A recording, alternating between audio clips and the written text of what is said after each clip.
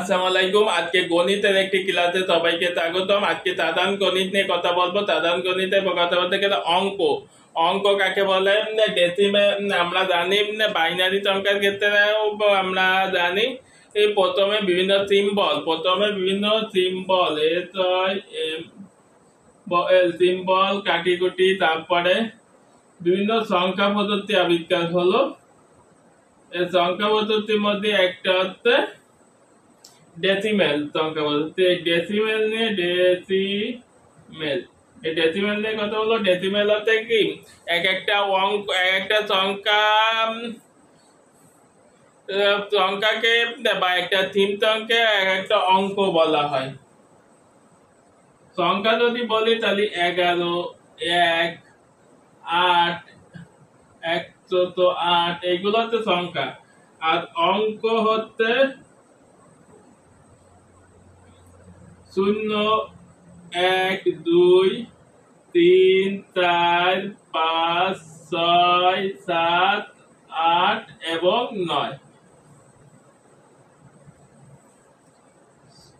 এইভাবে এরপরে যখন আসবে 9 পরে প্রথমে কি 1, তারপরে পূর্ববর্তী শূন্য এই, তারপরে এই 1 এইভাবে করতে করতে 9 পর্যন্ত থাকবে। 1, 1, 1, 1, একটা, দুইটা, তিনটা, চারটা, পাঁচটা, ছয়টা, সাতটা, আটটা, 9টা হবে, যেহেতু অঙ্ক 9টা।